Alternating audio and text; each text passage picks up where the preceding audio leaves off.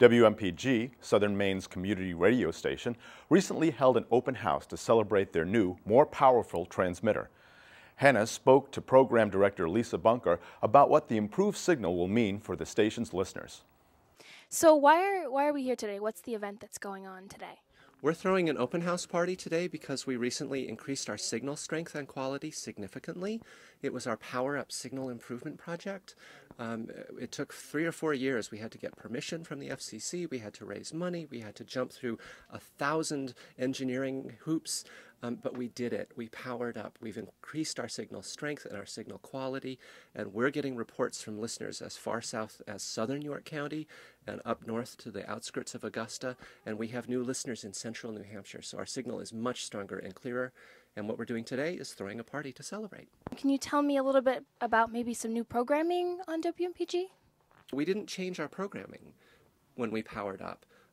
We have a much stronger signal. It's going out to many more people who could not hear us before, but we're still doing what we've always done, which is volunteer-driven, non-commercial, non-profit community radio. So it's radio made by the people of Maine for the people of Maine, and our little paid staff is only here to facilitate that. We don't dictate the programming to our volunteers. They come and say and play what they want. What we're saying is, what Power Up is same great community radio, much more community. Talking with Dale Robin Goodman, who is the development director here at WMPG. And we talked with Lisa Bunker a little bit about the background of the radio station and kind of what we're doing here today, what the event is, and a little bit about the transmitter and the new coverage that we're able to hear with the new transmitter. And I wanted to talk to you a little bit about the fundraising aspect of the whole Power Up campaign. So what was the process like for getting fundraising for this new transmitter? It was very involved. First, we went to our listeners, our existing listeners, to help us spread the word. Since they loved community radio, we thought they would help us bring it to new communities, and they did.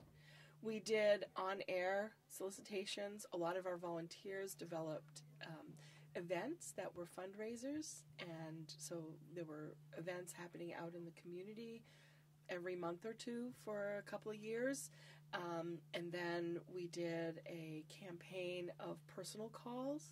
A committee of people actually called individuals asking them to help us, and they did.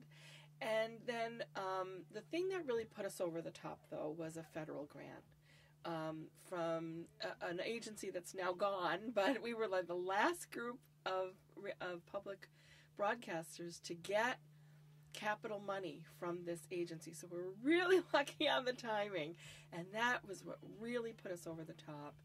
And when we received that money, we were required to have a local match, and because of the generosity of our listeners, we already had it. So that was really exciting. Now we do have some more left to go, because having the new transmitter now brings us some new expenses, about $25,000 a year. But we have asked our existing listeners for so much already. We're waiting a little bit, letting new people fall in love with us in all the new communities. And then when we do our regular fundraising now, we'll have to include that amount and have to raise a greater amount. We still have about 50,000, maybe not quite, maybe 40 left to go to really have this project completely sewed up and paid for the next couple of years. But we feel confident that we'll make it. We're here with Jan Wilkinson, who is a former DJ at WMPG and had a show for almost 10 years, correct? Correct. Tell me a little bit more about your experience just with the show and just the station in general and the people you've worked with, people you've met, and that kind of thing. Wow. It just was an amazing ride. It was a lot of work. It was probably 8 or 10 weeks, all volunteer, or 8 or 10 hours a week, all volunteer. But it was just amazing. And every single week I would leave my day job, work 40 hours in an office, come here at 5:30 on Friday night, greet the band, get them all set up. And at 7:30 when that on-air light came on, I'd be like, yeah, this is why I put all this time in.